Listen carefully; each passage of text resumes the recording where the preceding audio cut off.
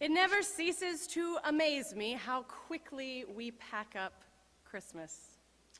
We began fretting about it back in October when we saw the first hints of Christmas in stores and on TV, spending weeks and even months preparing and purchasing gifts and checking things off our lists. Even in the church, we succumb to a little bit of the madness to ensure the church looks perfectly decorated, that we have Advent candle lighters lined up well in advance. And, oh, by the way, where is the manger scene, that creche? It's not outside yet. Have you seen it? It needs to go up right away. And then we have Christmas morning. We open gifts, we eat the meal, we hopefully spend a few days off work. And then we all give thanks that life has just returned a little bit to normal. Some of us give great thanks that relatives have returned to their own homes. And I was aware how many times I was asked, "So, have you recovered?" And I fully understood and appreciated the sentiment, but was aware how much it makes Christmas seem like something we're just trying to survive, just trying to get through. And now it's January 7th. I imagine there are stores that already have Valentine's paraphernalia on their shelves. And I don't know about you, but I'm feeling a little behind the ball because our droopy Christmas tree, because we don't really take much time to water it after Christmas, it's still sitting in the corner of our living room, waiting to be taken down. In any event, what takes months of preparation pretty much disappears in a matter of days, and in one short week is gone altogether, packed away until next year. And so today feels a bit strange when we're asked to return to the manger once more, especially since our manger scene at home most likely has already found its way back into a box. But that's precisely where the text takes us today, back to the manger, to the Christ child, only this time alongside those who came late to the party. Epiphany, the arrival of the Magi in Bethlehem, the ones who've been following that star so faithfully. The Magi, or wise men as we've come to call them, they are present in just about every manger scene you see, alongside the animals and the shepherds. But more than likely, they didn't actually arrive in Jerusalem until weeks, perhaps even months, after the birth of Jesus. And so I must give you props, Morrisville Presbyterian Church, for your liturgical accuracy in that creche outside. If you were paying any attention, friends, that manger scene you see outside, well, it developed very slowly over the course of a few weeks. The animals were present in that stable the whole time, but the shepherds were out in the fields. Mary and Joseph were nowhere to be found until Christmas Eve. And the wise men were making their way slowly over the course of a few weeks from Pennsylvania Avenue down our driveway toward the stable. And even on Christmas Eve, when everyone else was there, Mary, Joseph, baby Jesus had arrived, those wise men, they were still down the driveway a bit. They had a ways still to go. Today, you'll notice, they've arrived. So I tip my hat to your liturgical accuracy. I am not always such a purist, but I really liked watching the story unfold every day as I came in to work. Though I will tell you that on a particularly blustery day a number of weeks ago, I'm guessing a wise Samaritan laid our 3 traveling wise men down in the grass so they didn't endure a painful death getting blown over in the Advent or pre-Christmas wind. And I must admit that as I drove by them that afternoon, lying in the grass, their gifts still in hand, seeking to escape the swirling madness of the season around them, I briefly thought, I know how you feel. I would like to lie down for a bit too. But these magi were on a mission. These astrologers, scholars from the East, they saw this strange astrological phenomenon, a new star. A sign of a great event happening somewhere, the birth of a new king, and so they followed that star as it moved westward in the bright sky of the desert. Now keep in mind, these wise men were not Jews. They were from lands far east of Israel: Persia, modern Iran, Arabia, Saudi Arabia, Babylon, Iraq. But being the learned scholars that they were, perhaps they were familiar with the sacred writings of the Jews, one of those being the prophet Isaiah, who we heard from this morning. Arise, shine, for your light has come, and the glory of the Lord has risen upon you. Nations shall come to your light, and kings to the brightness of your dawn. They shall bring gold and frankincense. So having observed this phenomenon and deeply intrigued by all it might mean for the world, they packed up their gifts fit for a king: gold, frankincense, and myrrh, and traveled westward, following a star in search of a king. And according to our scriptures, they made their first stop in Jerusalem at the palace, a place one might expect to find a king. But the only king they found there was Herod, the current king of the Jews. No new baby, no new king. And as you might imagine, Herod, like most kings, did not like competition. So when Herod heard the title king and his name did not follow it, his main goal was the elimination of a potential threat.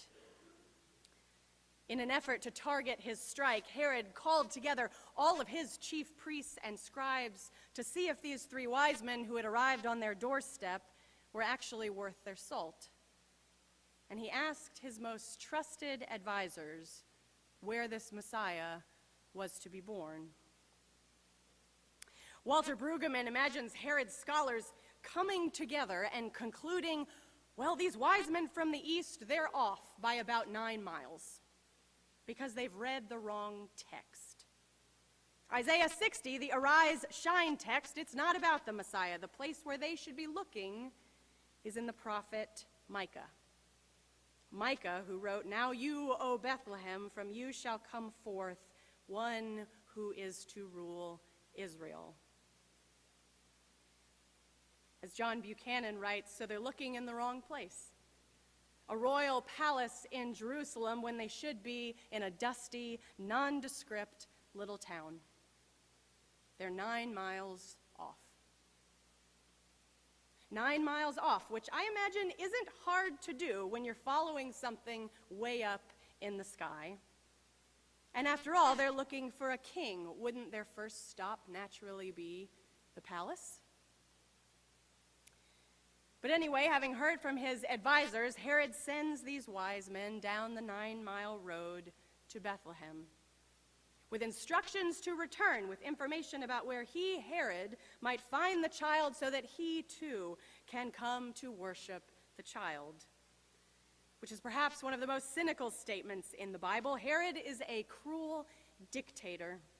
Propped up by Rome, he is so insecure and jealous and cruel that he murders his own children.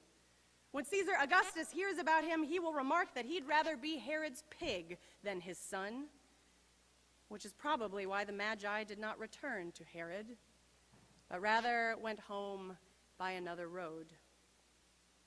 But when Herod doesn't receive the report he requested, he goes into one of his murderous rages and sends his troops to Bethlehem to kill all the infants, desperately clinging to his power for fear of a tiny, vulnerable child who might take it all away. Another story for another time. But for now, stick with me on the journey from Pennsylvania Avenue to the stable out back.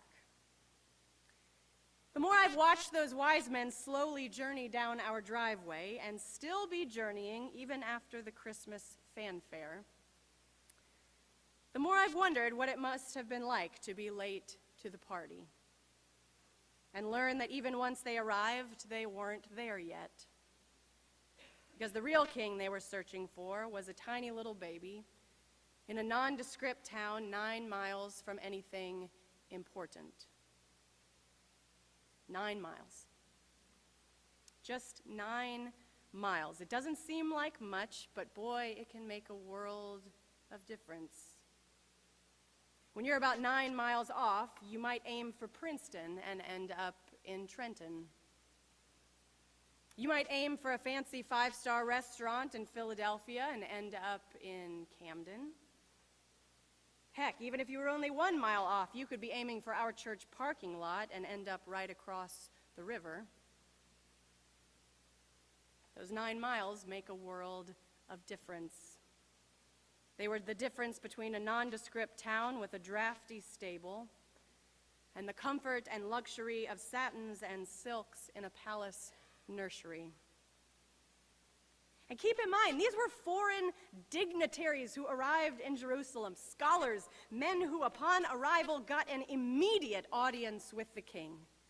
They brought the finest gifts that the East had to offer, and here they were being told that they needed to travel down that dusty little road 9 miles to a town that didn't mean anything to anyone.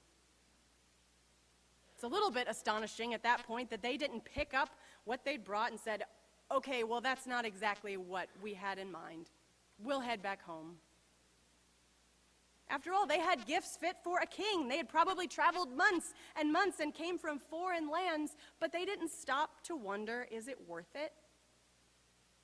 They didn't stop and name, well, our gifts really aren't appropriate unless you can appreciate how rare and expensive they are. No, they said, well, then we'll go 9 more miles.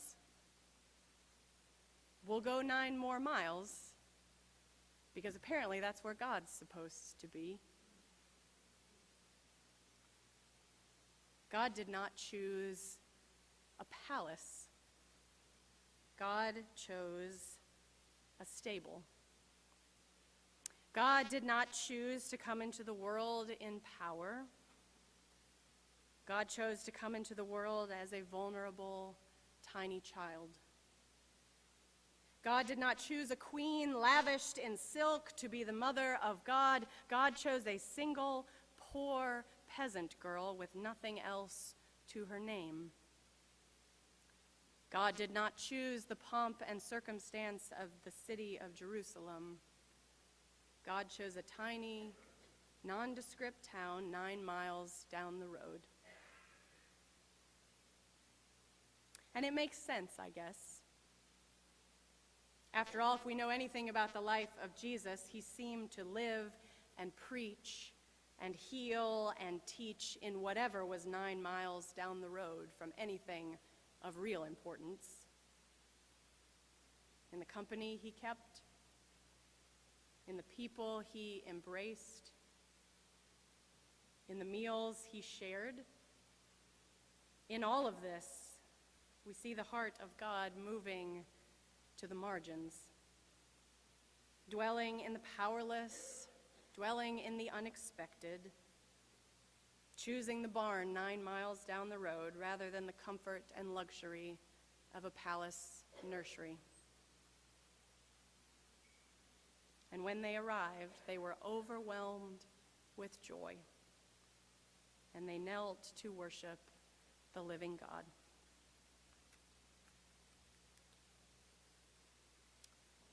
Earlier this week, on Wednesday morning, I made my way to the basement of our church. It wasn't 9 miles away, but it might as well have been, for it was down a flight of stairs into one of those places that people might not go looking for God.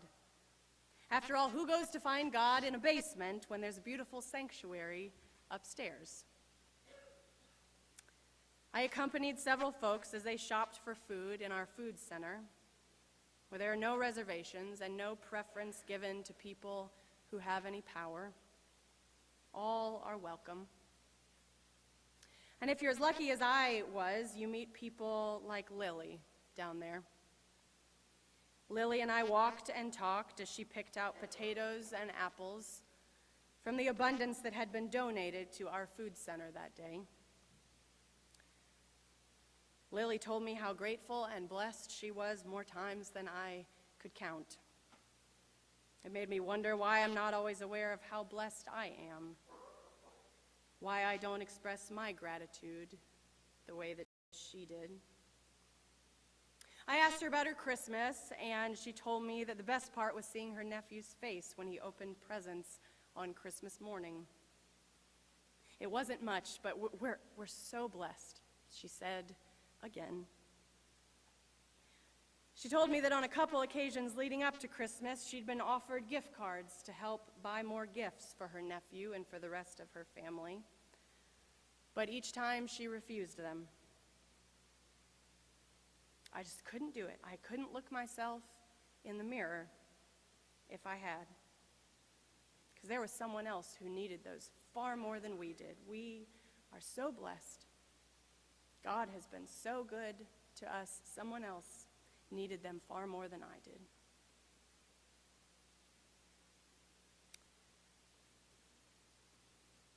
Here I was in our church basement. It wasn't 9 miles away, but it might as well have been, given how different the circumstances were between us. Here I was helping Lily pick out produce she might not have been able to afford otherwise. But I was the one in the presence of God.